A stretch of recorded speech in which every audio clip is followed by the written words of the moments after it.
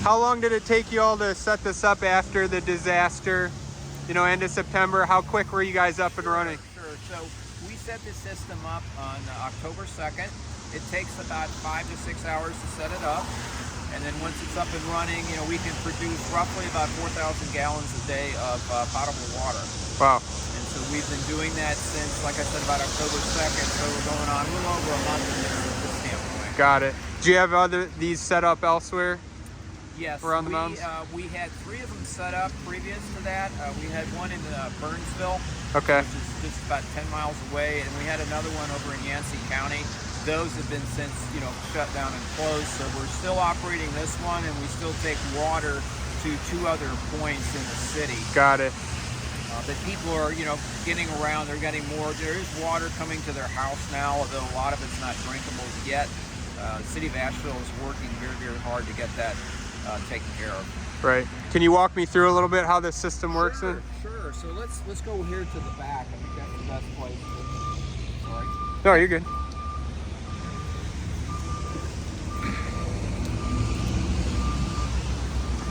So how many gallons is in this system currently then? They're like in that bladder I see Right, there. So that's so this particular bladder, which is where we store the water once it's been filtered, and we'll go through the filtration process. There's roughly 4,000 gallons of water Wow. in that storage bladder. And then from the storage bladder, we pump it up to an elevated bladder. And the reason for that is it allows us to gravity feed it for people that may come when we're not here. Okay. So that allows us to provide, you know, water, you know, around the clock. People can kind of come get it. We provide collapsible containers for them. Right. And they can fill up on their own, or a lot of times we'll help them, just depending. And so we have been filling portable, like 2.5 gallon containers. Okay. We also will fill up 5 gallon, and there's water totes, and those hold about 275 gallons. And people will come in with trucks or pickup trucks, and we'll fill those up, and they'll take those out to the folks in the county. Got it.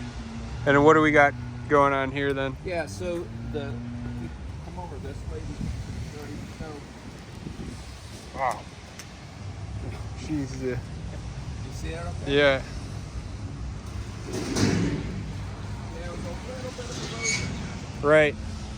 So we draw the water from the river. Okay. There is a submersible pump, and that water comes into our filtration system.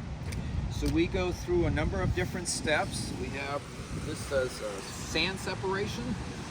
There are 2 media filters, and as we go, we filter out smaller and smaller particles. Got it.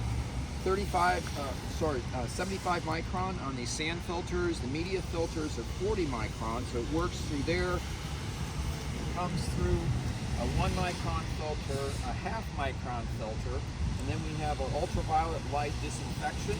Okay. And from there we chlorinate it, to public drinking standards. And from that we have some carbon filters for taste. And from there we pump it into that storage bladder. Got it. It's about 4,000 gallons. Wow.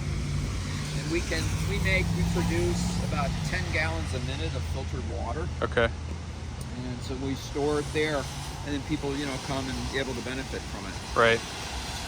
And so what a lot of people are doing with the water, they're using it for showers, they're using it for their pets, using it for washing dishes, drink it. Some people prefer, bottled water. Right. That's fine. This is completely drinkable. We drink it, and we have treated it to World Health Organization standards.